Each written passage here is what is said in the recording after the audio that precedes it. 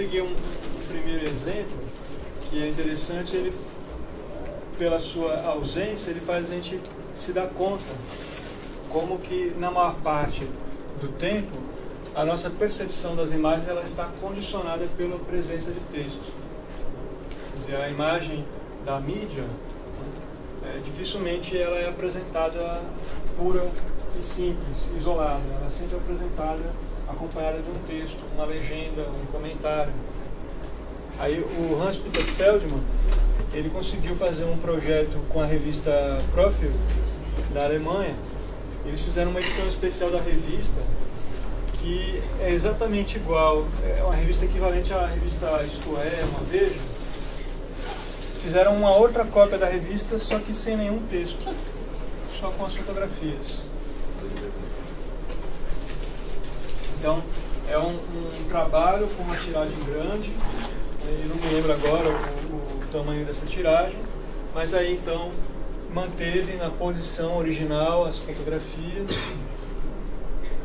Aí nessa imagem dá para a gente ter uma ideia do layout original e dessa edição especial da revista, que é a Profil Sem Palavras.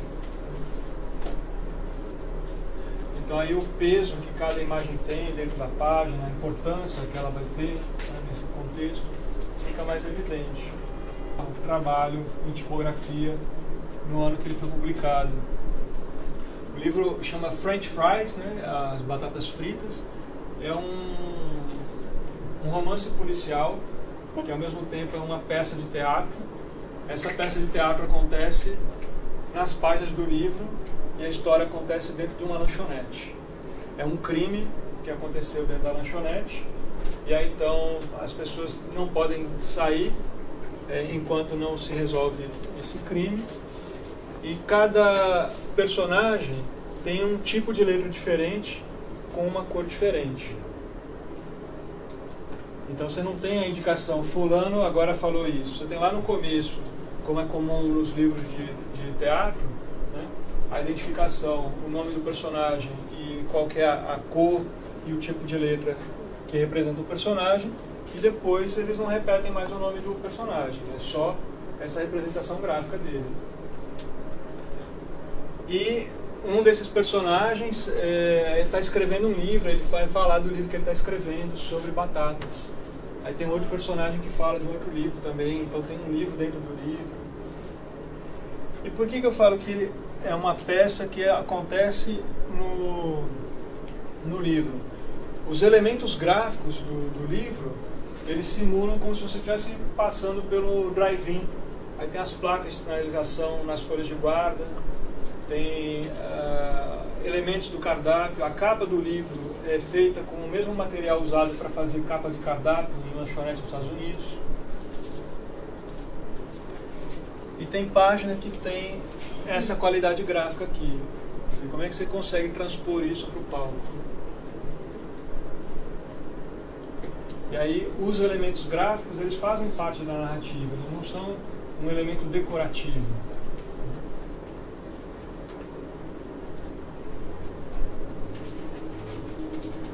E aí tem um outro detalhe que é a impressão. Se vocês repararam, ele usou 3 cores só para imprimir o livro, ele não usou o preto em lugar nenhum.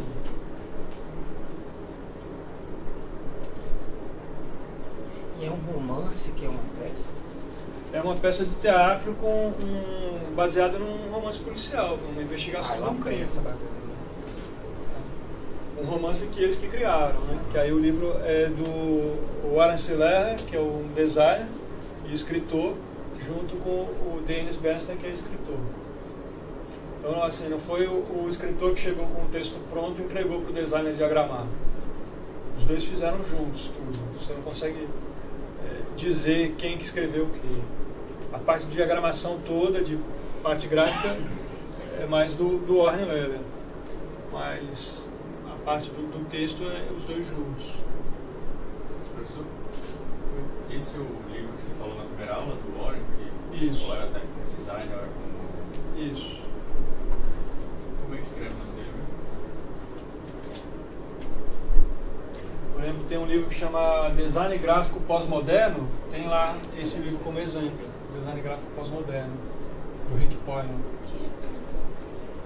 Eu estava vendo uma entrevista com ele e ele estava falando de um livro que ele publicou que falava dos que ele criou 100 livros. Era uma biografia de um suposto escritor que tinha escrito 100 livros. E ele criou meio que a identidade de cada um desses 100 livros. Então, ou seja, é um livro com 101 livros. Né? E aí as pessoas começaram a perguntar para ele se realmente criou um personagem super verossímil, né? E aí alguns desses projetos ele pensa em talvez desenvolver, então são 100 projetos. E a editora é a editora dele. Ele criou a própria editora para publicar os livros. A editora chama Hearsay, né? O ouvido diz. A poesia visual que eu comentei, que ela aparece nos livros de artista, eu selecionei alguns exemplos, porque pode acontecer de ser poemas avulsos, né? Aqui nesse caso, a Caixa Preta, do Júlio Plaza com Augusto de Campos, eles trabalhavam com um conceito que era muito comum ali na época que o livro foi feito, em 75, que é a intermídia. A gente consegue entender essa palavra intermídia de duas maneiras. A mídia como o suporte, então esse livro, dentro dele, tem um vinil compacto, com o Caetano Veloso musicando 2 poemas do Augusto. Tem esse poema aqui, que é chamado de poema logotipo, é um poema com uma única palavra, que virou de fato o logotipo de uma revista publicada aqui em Salvador. Aqui é um outro poema que foi publicado de forma autônoma, independente. Esse aqui também já foi publicado de forma autônoma. Isso aqui tem uma dobra aqui, então ele vira um objeto. Tem esculturas para montar do Júlio Plaza e tem livretos do Júlio Plaza dentro da caixa. Então são vários suportes diferentes, várias mídias diferentes. Mas que revista foi essa publicação? A Código. O Hertos Albino de Souza, que é um mineiro que morava aqui, que editava. Ele fez 12 números dela entre 74 e 90. Que era um poeta também que fazia os experimentos com computação dos anos 60. É um dos pioneiros da arte com computador. Inclusive tem uma versão que ele fez, o antecedente do computador que a gente conhece hoje, era o cartão perfurado. Então ele tem uma versão do poema do Augusto usando o cartão perfurado, que faz parte dessa caixa.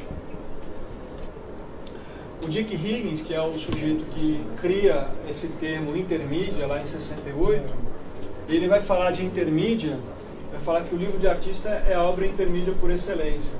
Mas para ele é intermídia no sentido de que junta a mídia verbal com a mídia visual. Ele vai falar do verbal e do visual como mídias diferentes. Não necessariamente como suportes, mas como linguagens. Que aí esse termo intermídia ele surge para dar conta de falar de várias manifestações artísticas que surgem lá nos anos 60 e que não tinham nome. E as pessoas ficavam, mas o que é isso, né? Não é teatro, não é dança, não é artes plásticas, mas tem elementos de todos eles e ainda tem música. Isso é uma performance. Tá, então agora eu entendi, né? A pessoa pode se situar. Então a expectativa não é a mesma que ela tem em relação a uma peça de teatro. A estrutura da performance é diferente. Então esse termo intermídio era usado para falar de happening, de performance, de livro de artista, poesia visual. Foi desenvolvido por Dick Higgins. Tem um livro do Paulo Silveira que tem o gráfico da intermídia do Dick Higgins, né? O cachorro violado, ele coloca. Só que ele coloca, eu achei, você falou que o conceito é de 68, o gráfico é dos anos 90 que ele faz. Que ele retoma isso várias vezes. Aí tem esse texto dele, eu traduzi. Ele faz uma releitura do texto em 85. E aí ele acrescenta um trecho. Ele fala assim, agora em 85 não faz sentido continuar usando intermídia. Porque as pessoas agora já sabem o que é uma performance, já sabem o que é um poema visual, então perdeu o sentido para ele. Né? Mas Que texto foi esse que você... O texto chama Intermídia.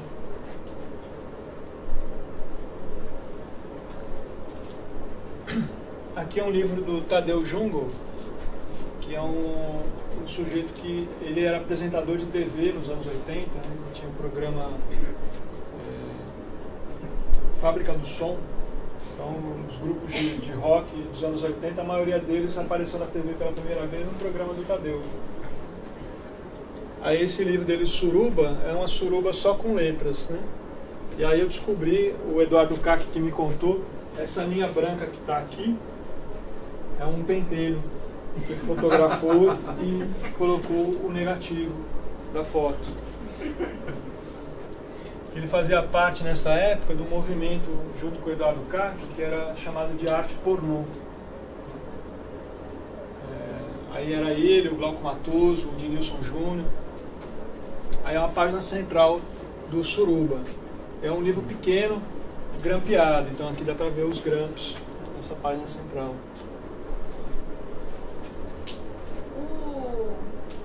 A caixa preta foram feitas quantas? 1000. Só ficou nessas 1000? Só. Eu descobri recentemente que quem financiou foi o Ertos. Muitas coisas ele financiou. E aí, pela dificuldade técnica de refazer, ela não foi reeditada ainda. O Augusto ainda tem alguns exemplares com ele.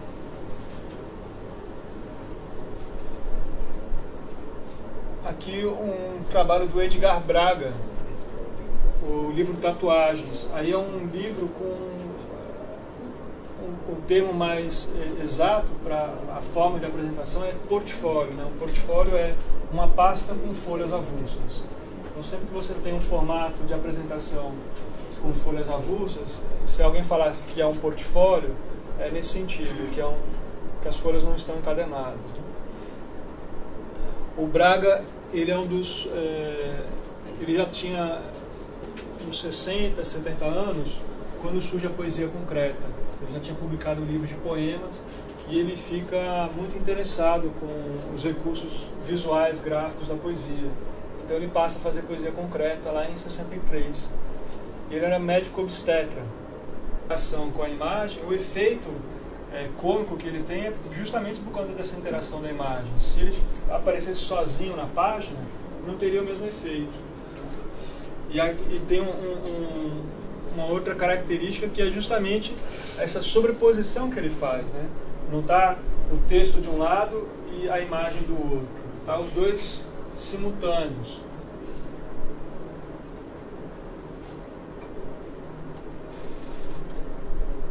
Aí uma outra página dupla. Aí o livro inteiro é a narrativa nessa relação texto-imagem. Essas imagens são dele? Ele que tirou? Não. O Fábio, a maior parte dos trabalhos dele é com apropriação de texto e de imagem. Esse é o que eu comentei que ganhou um prêmio de design recentemente.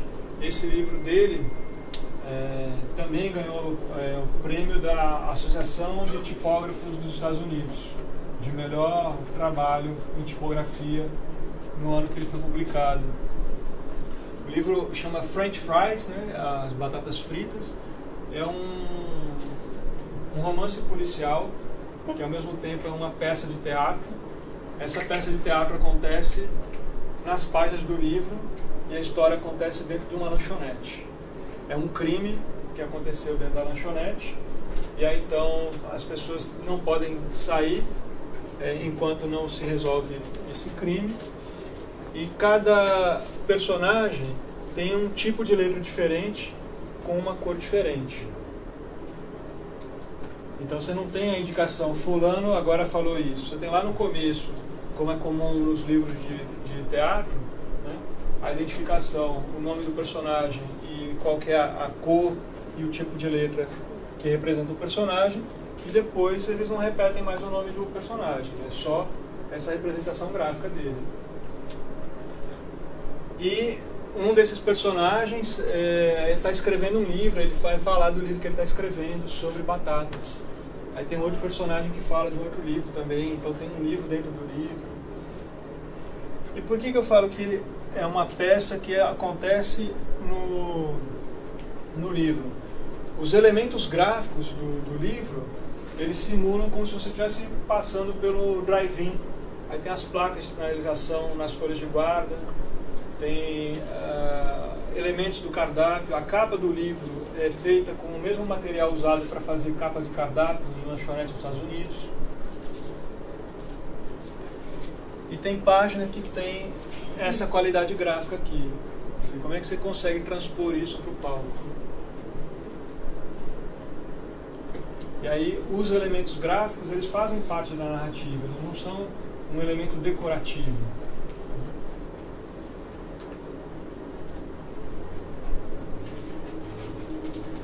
E aí tem um outro detalhe que é a impressão. Se vocês repararam, ele usou 3 cores só para imprimir o livro, ele não usou o preto em lugar nenhum.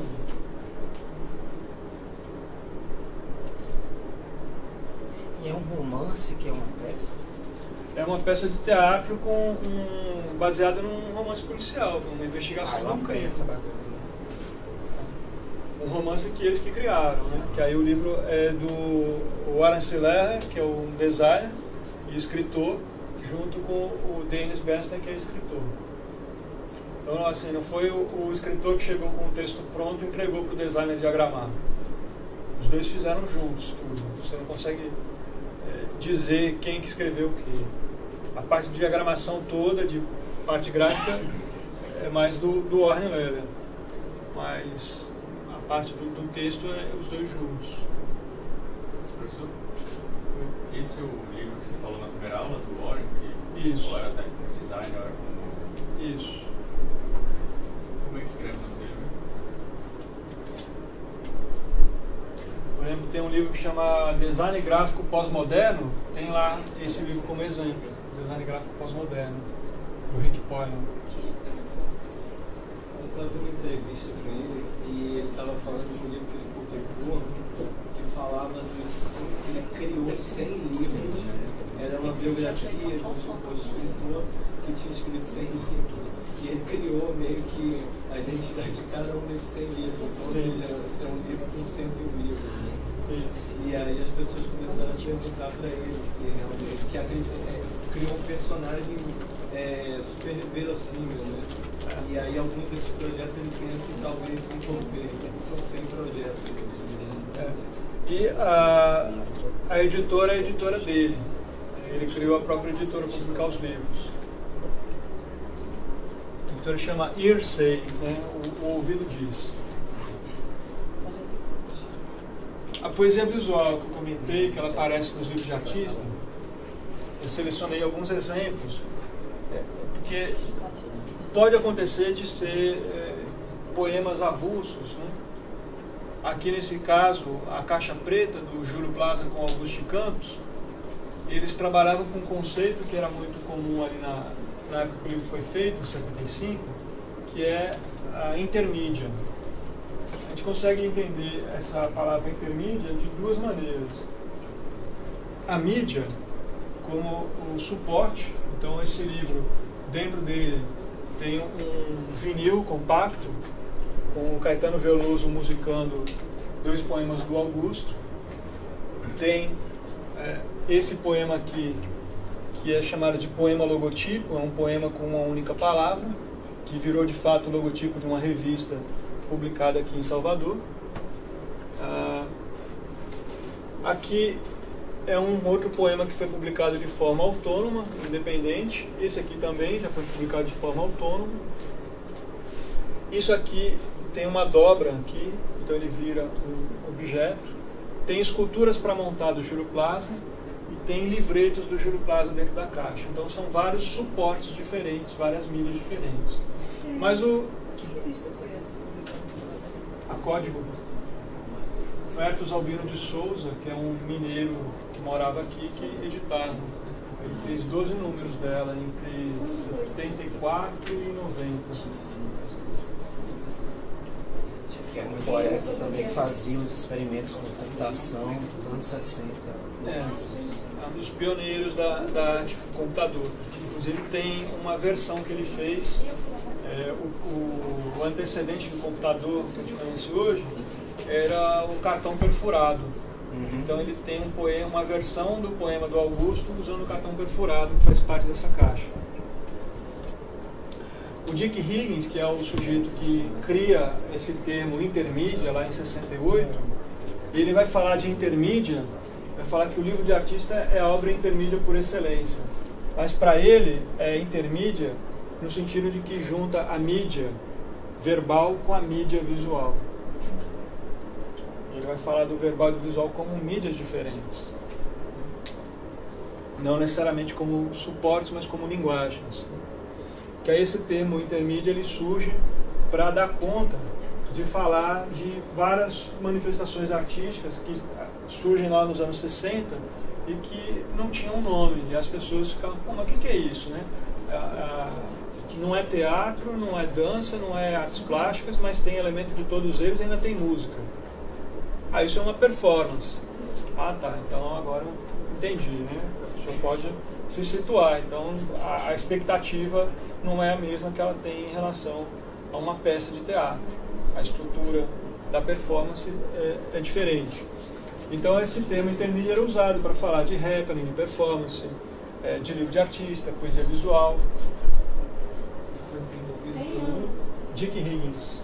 Tem um livro do Paulo Silveira que tem o gráfico da intermídia do Dick Higgins, né? O Cachorro Violado, ele coloca. Só que ele coloca, eu achei, você falou que o conceito é de 68, o gráfico é dos anos 90 que ele faz. Que ele retoma isso várias vezes. Aí tem esse texto dele, eu traduzi. Ele faz uma releitura do texto em 85. E aí ele acrescenta um trecho. Ele fala assim, agora em 85 não faz sentido continuar usando a intermídia. Porque as pessoas agora já sabem o que é uma performance, já sabem o que é um poema visual. Então, perdeu o sentido para ele. Mas que texto foi esse que você traduziu? O texto chama intermídia.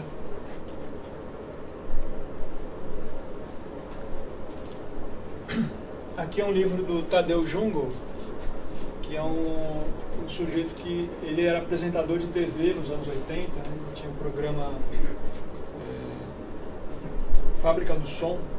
Então, os grupos de rock dos anos 80, a maioria deles apareceu na TV pela primeira vez no programa do Tadeu. Aí esse livro dele, Suruba, é uma suruba só com letras, né? E aí eu descobri, o Eduardo Cac que me contou, essa linha branca que está aqui é um pentelho que ele fotografou e colocou o negativo da foto. Ele fazia parte nessa época do movimento, junto com o Eduardo Cac, que era chamado de arte pornô. Aí era ele, o Glauco Matoso, o Dinilson Júnior. Aí é uma página central do Suruba. É um livro pequeno, grampeado, então aqui dá para ver os grampos nessa página central.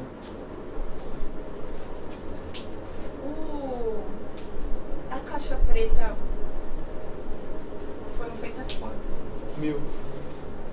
Só ficou nessas 1000? Só. Eu descobri recentemente que quem financiou foi o Ertos. Muitas coisas ele financiou. E aí, pela dificuldade técnica de refazer, ela não foi reeditada ainda. O Augusto ainda tem alguns exemplares com ele.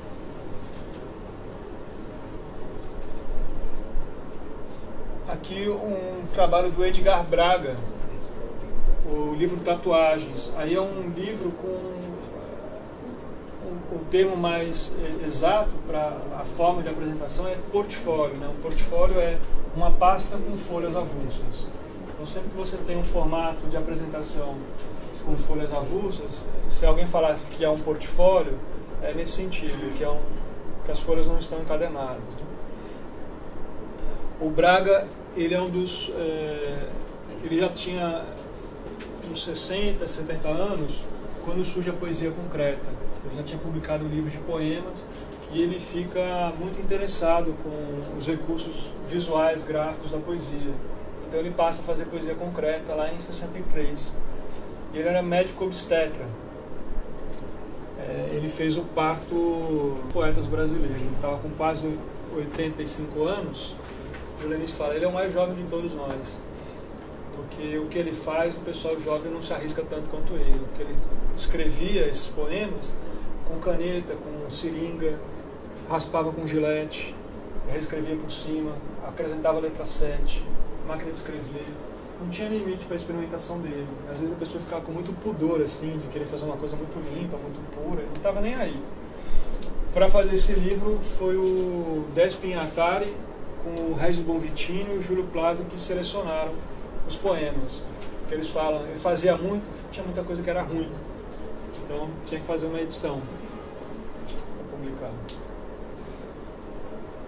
E sobre o portfólio, o arquivo impresso de Paulo Bruschi, que as folhas elas têm aquele encaixe, é considerado portfólio? Mesmo sendo folhas meio soltas, meio fixas?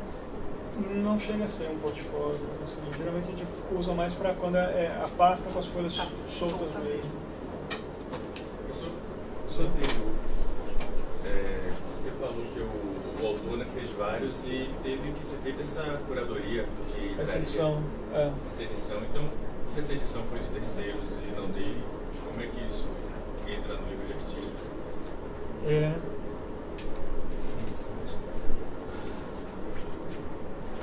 Ele não tem a ideia de unidade que eu falei ontem. A unidade se dá pela materialidade, quer dizer, o procedimento que ele usa para todos os poemas, mas cada poema é independente um do outro. Só que, no caso da poesia visual, a maior parte dos livros publicados nessa época tinha essa mesma característica. E aí, isso daí, você vai perguntar para a pessoa da literatura, o que é esse livro? Isso não é poema. Isso não era reconhecido como literatura. Estava num campo indefinido. Está naquele campo nebuloso do surgimento desse conceito. E nesse campo nebuloso, as pessoas... Ele circulou muito mais em mostras de poesia, de livro de artista, do que discussão nos círculos literários. Mas o pessoal da poesia põe no processo contemporâneo e reconhecia, né? Sim, reconhecia. Mas, por exemplo, para ter uma ideia como essa questão, às vezes para a gente pode ser uma coisa muito estabelecida, né? Tem uma pessoa que foi estudar lá em Belo Horizonte, fazer um doutorado, um mestrado sobre poesia concreta. Ela falou assim, eu estava na Unesp, não tinha nenhum professor lá que se interessava em poesia concreta para poder me orientar numa pesquisa. Eles falam que aquilo é irrelevante, poesia concreta para a literatura. Professores da Unesp, né, falando isso. Aí eu fui procurar o diretor da editora da UFMG para propor para ele publicar uns trabalhos do Vladimir Dias Pinho. Aí ele falou assim, o processo é irrelevante, ninguém tem interesse mais nisso.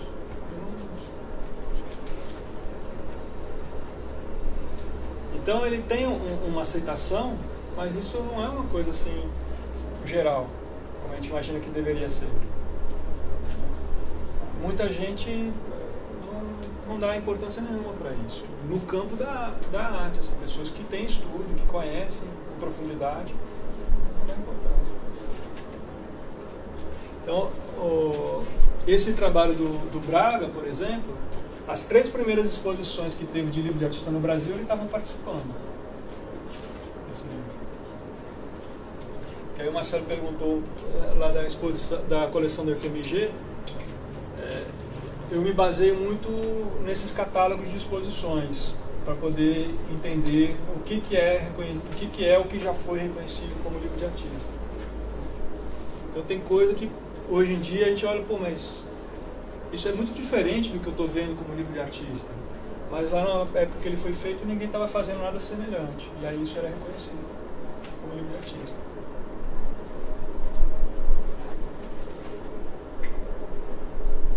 Aqui são outras páginas desse livro, que aí são poemas objeto.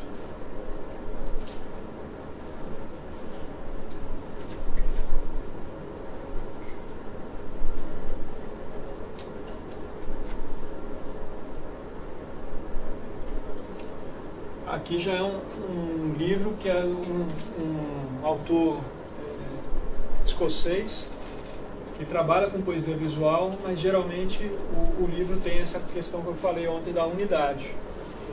O livro se chama Speakers. Aí o R e o S está faltando na capa de propósito.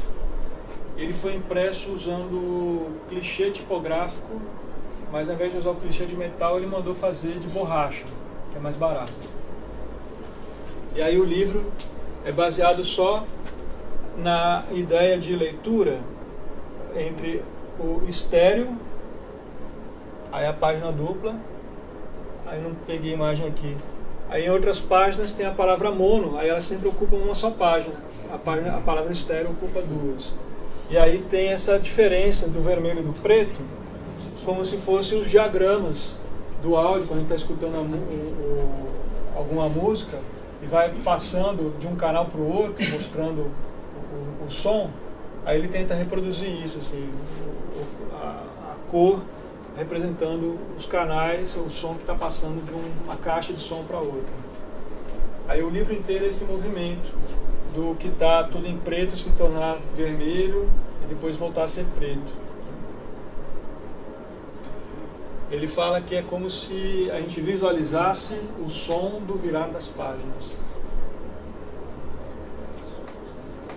Por que o clichê de borracha? Qual a diferença que faz isso? Porque hoje em dia ninguém mais faz tipos de chumbo, então teria que fazer um clichê. De borracha é mais barato que o de metal. Mas na impressão você consegue identificar a diferença? Não. É porque a tipografia, quando ela é bem feita, ela não tem relevo. Mas hoje em dia, como as pessoas não têm condições de avaliar se a técnica de impressão usada no livro, se não tiver a marca do que a gente chama de mordida, a pessoa não acredita que foi feito em tipografia. Então todo mundo que faz livro nos últimos 10 anos gosta de marcar bem, deixar bem mordido para todo mundo acreditar que foi feito de fato artesanal em tipografia. Ele não tem essa preocupação, você não consegue perceber essa mordida. Então, para ele a borracha serve muito bem. Aqui um trabalho do Emmett Williams, fazendo uma crítica à Guerra do Vietnã. Aí dentro da palavra soldado tem a palavra morrer, né? Ou morra. E aí então ele é como se fosse um flipbook.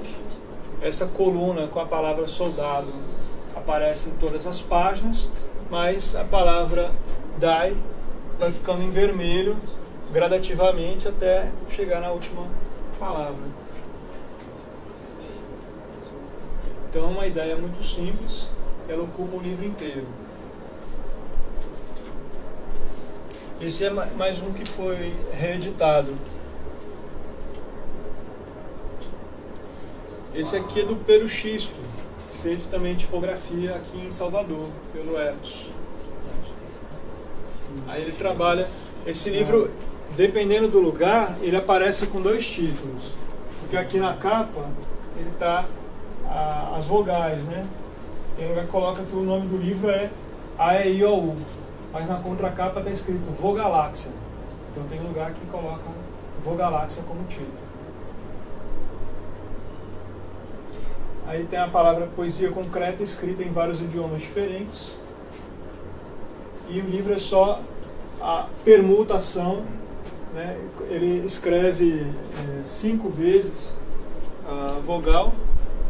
E aí vai trocando, né? A primeira linha são 5 letras A, a segunda linha são 4 As e a última letra é um E, aí vai até todas as combinações possíveis entre as 5 vogais. O livro inteiro é só isso.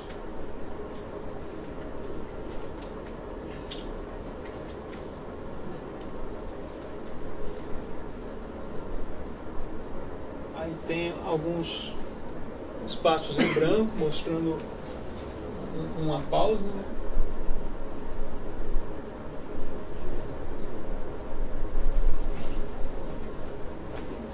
Mas também esse livro de 67, ele não é muito conhecido.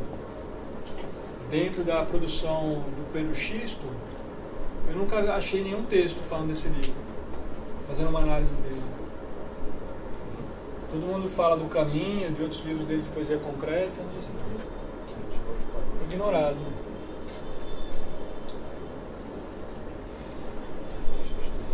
O texto como imagem, né? Como que ele pode aparecer?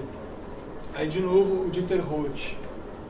Ele pegava um jornal, fazia uma pilha, passava cola e colocava na guilhotina essa pilha para formar um livro que tinha 2 centímetros cúbicos.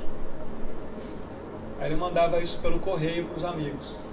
E esse procedimento de encadernação? Aqui é uma espécie de um tecido para poder unir melhor as páginas soltas. Tipo uma gaze, que é muito usado. Aí recentemente eu descobri, aqui está escrito Daily Mirror, que é o nome de um jornal londrino. Aí ele morou em várias cidades na Europa, em cada cidade que ele fez, ele usou um jornal local e fez o mesmo procedimento. Aí às vezes ele mudava um pouco a forma de apresentação, às vezes isso vinha dentro de uma caixinha, às vezes vinha dentro de uma luva, mas era distribuição gratuita, né? Enviava para os amigos. E aí, alguns anos depois, ele foi convidado por um holandês, dono de uma gráfica, a fazer uma colaboração para a série Quadrate Print, que eu comentei na primeira aula, que o Bruno Munari publicou um livro ilegível nessa mesma coleção. Essa coleção, todos os livros tinham o mesmo tamanho, o mesmo formato, era um formato quadrado. Então ele fez um portfólio com o detalhe ampliado de algumas páginas de jornal que fizeram parte daqueles miniaturas que ele já tinha publicado. Então a gente consegue perceber melhor esse padrão aqui de pontos, que é o que a gente chama de retícula da impressão gráfica. Quando o preto na página, ele tem esse tipo de retícula. Nesse caso aqui, esses brancos é o papel que é muito áspero, a tinta não pega na superfície toda do papel, mas como isso está muito pequeno, a gente não percebe esses brancos. Só fica visível na hora que amplia. Então ele vai tornar a gente mais consciente dessa dimensão visual gráfica da escrita. Qual é a dimensão desses livros? É mais ou menos 25 por 25. O Aloysio Magalhães publicou um trabalho nessa coleção. Agora, o original que ele mandava, ele usava as próprias folhas de jornal. Quando a gente está falando em artes gráficas, o original é o que a gente chama de arte final. Não existe original. Não, mas eu digo assim, você falou que ele colocava os jornais e passava na guilhotina. Isso era uma edição, era uma outra obra. A partir dessa obra ele criou uma obra derivada. Ah, tá. Mas essa primeira obra é a própria folha do jornal. Único, né? Era um pedaço daquele. Isso. Que também é uma coisa que é comum, né? Isso aqui ele não fala que é uma segunda edição daquele primeiro. É uma outra obra que deriva daquele.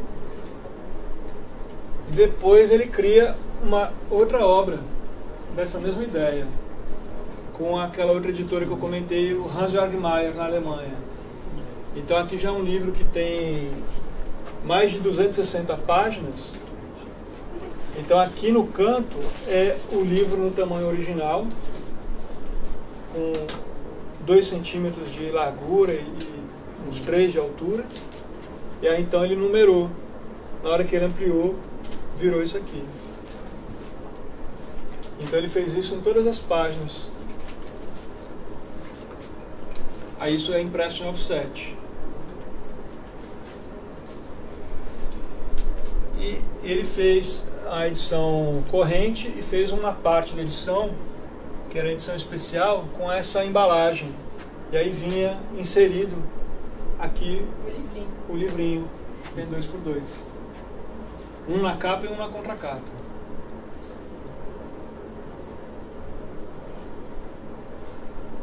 E aí aqui, isso é o que a gente chama de sobrecapa ou jaqueta.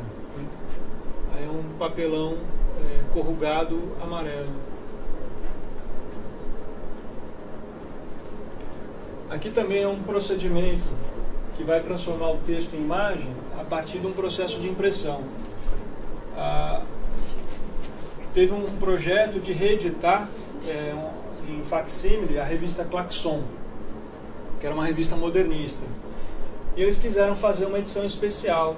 Convidaram o Fábio Moraes e a Marilá Dardot para fazer uma proposta para acompanhar a caixa com todos os números da revista.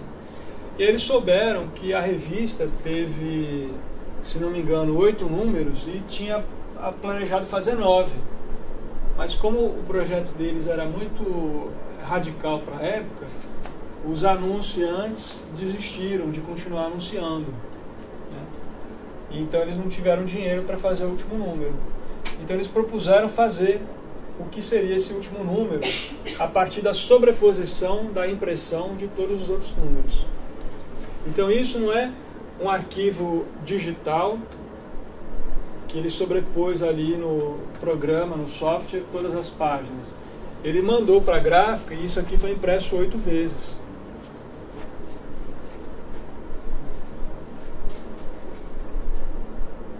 Então o tipo de sobreposição que ele consegue, a profundidade do tom de preto em algumas áreas, você não consegue se fizesse isso só no software. Tem offset. É offset.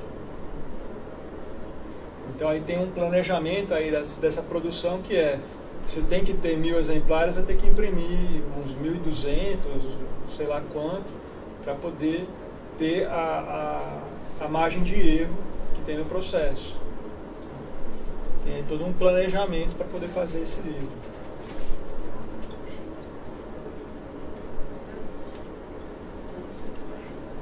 Aqui é um trabalho de um colega lá da UFMG, o Marcelo Kreiser, com a Vera Casanova. Eles fizeram esse livro juntos, e aí tem essa questão também da materialidade do texto, né? O texto que é feito com letra 7, com máquina de escrever, às vezes é escrito à mão. Então aqui tem a marca do Durex usado para montar as páginas. O Marcelo estava fazendo doutorado sobre textos impuros, que aí entrou aqui no subtítulo do livro, né? A impureza textual é justamente essa materialidade. E isso era a pesquisa de doutorado dele, e a Vera era a orientadora dele. E ele criou o que o Deleuze chama de personagem conceitual, que é a Lúcia Rosas. Então eles publicaram juntos um livro como se fosse de uma poeta esquecida que eles encontraram os poemas em um baú numa casa abandonada. Então o livro é apresentado eles como organizadores dessa antologia, mas de fato os dois são os autores de todos os trabalhos. Aí não dá para saber quem fez o que também.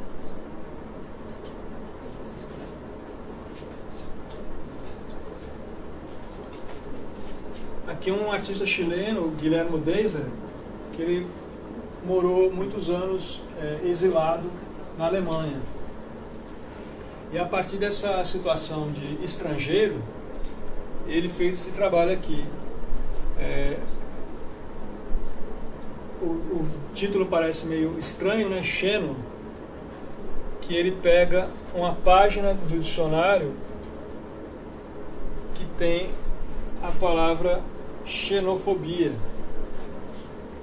e ele amplia com a fotocópia essa página do dicionário. Então, ele apresenta na ordem inversa. Então começa ali a palavra xeno em destaque, depois aparecem essas outras palavras incompletas. Então esse contorno irregular tem a ver com uma letra que é muito pequena, que foi impressa em offset, em um papel absorvente, e que foi ampliada posteriormente. Esse contorno irregular é imperceptível no tamanho que ela foi feita originalmente. A gente só percebe isso com a ampliação.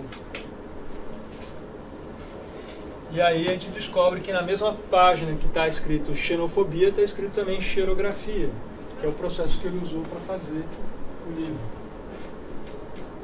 Aí isso foi reeditado e foi impresso em offset, essa nova edição.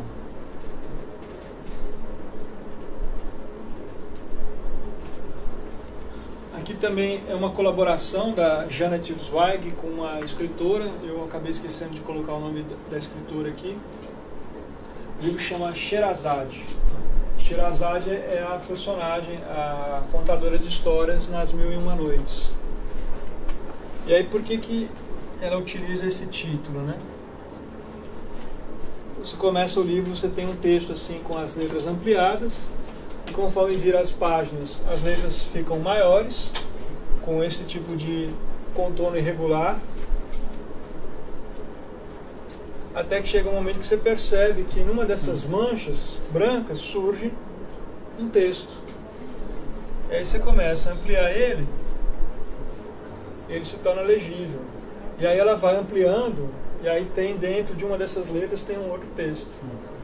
E aí o livro inteiro é assim. Um texto dentro de outro texto, literalmente. O texto eu não cheguei a ler, assim, eu não consegui imagens dele, eu não sei como é que é. Eu tenho só essa ideia. Ali está escrito soneto, entre parênteses, imagem. É uma referência a um artista belga chamado Marcel Brudars, que pegou o poema do Mallarmé, O Lance de Dados, e ele fez uma edição que ele substituiu todos os versos do poema por um bloco preto. E aí ele fez isso em papel transparente, um papel vegetal. Então tem gente que faz uma leitura do Brudars como se ele estivesse censurando o Mallarmé. Mas para quem é das artes gráficas, sabe que o bloco, o retângulo preto, é a indicação que o diagramador faz para o tipógrafo, de como que deve ser a composição do texto. E aí então o Brudars fala que o Mallarmé ele é o poeta que inventa o espaço moderno, porque é o primeiro poema que tem consciência do espaço da página como elemento significante do poema. Então, quando ele faz isso, ele chama a atenção nossa para a estrutura gráfica do poema. Como que se organiza esse poema na página. Porque quando tem o texto que é legível, a gente costuma dar mais importância para o significado do texto. E esses outros aspectos que são, para a gente, secundários, eles, para a grande maioria das pessoas, são ignorados. Então, quando o Brudars fez isso, ele colocou em evidência essa estrutura da página. Então ali é uma referência ao Brudars. Aqui o Glauco Matoso, ele fez isso nos anos 70 em máquina de escrever. Então isso era feito em tamanho A3, depois ele fazia uma cópia reduzida para o A4, dobrava e colocava no envelope e mandava para os amigos. E aí ele reuniu tudo isso em um livro uns anos depois. Só que é uma paródia do Jornal do Brasil, né, o Jornal do Brabil. Aqui esses textos maiores, ele descobriu que tem um modelo específico da máquina de escrever Olivetti, que se ele apertar uma tecla ao mesmo tempo que a letra O, ele consegue colocar a letra no meio do caminho entre uma linha e outra. Então por isso que ele consegue fazer esses desenhos. Isso aqui é só a letra O minúscula. Só dá para fazer com esse modelo, pelo menos naquela época, com esse modelo específico da Olivetti. Então ele coloca o crédito para a Olivetti nos exemplares. Ele coloca socado em uma Olivetti. Esse trabalho aqui do Eugênio Carmi, Stripsode, né, é uma proposta de uma história em quadrinho usando só onomatopeia. Ele, na mesma época que estava fazendo esse livro, ele frequentava a casa de um compositor italiano, que é o Luciano Berio, que era casado com uma cantora lírica chamada Katie Berberian. E a Berberian estava também fazendo um trabalho com canto lírico usando onomatopeias de quadrinho. Então, algumas dessas páginas ela usou como partitura para o canto dela. E aí, quando o livro ficou pronto, ela gravou o trabalho dela em um compacto, o livro vinha com um disco, com ela cantando alguns trechos. E no final tinha um glossário explicando o significado de algumas dessas onomatopeias em italiano. Aí ele foi reeditado recentemente. Aí no lugar do vinil vem um CD. Então são páginas avulsas que eu selecionei, que ele mostra essa dimensão gráfica aí da onomatopeia, né? A cor como um fator assim, de destaque. Aqui é o Jim Dining. Ele fez. Esse é um livro grande. Todo o texto que tem nesse livro foi desenhado em cima de alguma superfície, de algum objeto e fotografado. Não tem nada que foi simplesmente digitado e impresso. E aí você pode ler as páginas de forma independente, mas pode ler o conjunto como um poema longo.